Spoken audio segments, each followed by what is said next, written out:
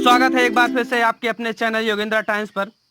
दोस्तों, आज हम बात करेंगे उन विदेशी यात्रियों की जो मध्यकालीन भारत में यात्रा किए तथा भारत के विभिन्न सामाजिक ताने बाने पर विस्तृत रूप से चर्चा की।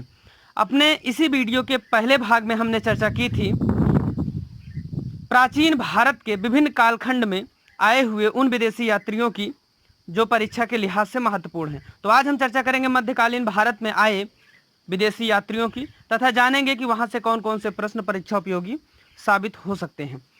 तो इस क्रम में सबसे पहले हम बात करेंगे इब्ने बतूता की। इब्ने बतूता जो कि मोरक्को का निवासी था, यह 21 साल से पूरी दुनिया के भ्रमण पर निकलता है और सबसे पहले इसने मक्का की यात्रा की और लगभग 24 वर्षों तक ये घर वापस नहीं आता, अर्थात 24 वर्षों तक ये पूरी दुनिया को घूमता रहा। आपको बताते चलें कि दुनिया में सर्वाधिक दूरी एक यात्री के रूप में इब्ने बतूता ने ही तय की है। तो ये परीक्षा के लिहाज से आपसे बन सकता है प्रश्न कि सबसे ज़्यादा दूरी किसने तय की है? इब्ने बतूता ने तय की है। अगर हम बात करें इसकी यात्रा के क्रम को या इसने कहाँ कहाँ की यात्रा की, तो दक्षिण एशिया के साथ साथ दक्षिण पूर्व एशिया, यूरोप, चीन और भारत की यात्रा तो इसने की ही।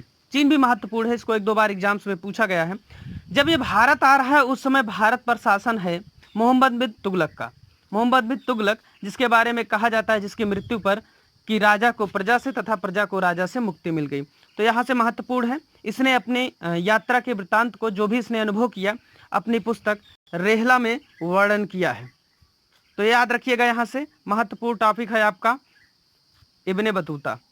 दूसरा जो यात्री आया विलियम हॉकिंस, ये कई बार एग्जाम्स में पूछा गया है। अगर आप पेपर सॉल्व कर रहे होंगे तो आप देखे होंगे इस प्रश्न को, अनवरत बार लगातार पूछा जाता रहा है। जेम्स प्रथम, महारानी एलिजाबेथ, दोनों इंग्लैंड में उस समय शासन कर रहे थे, अध्यक्ष थे, राष्ट्राध्यक्ष वहाँ के। उनका पत्र लेकर ये भारत आता है जो कि अकबर के नाम लिखा गया था। परंतु जब ये भारत पहुँचता है तो अकबर की मृत्यु हो गई थी और उस समय शासन कर रहा था जहांगीर। तो जहांगीर से मिलने के लिए आगरा जाता है और वहीं पर उनके संदेश को पढ़कर सुनाता है।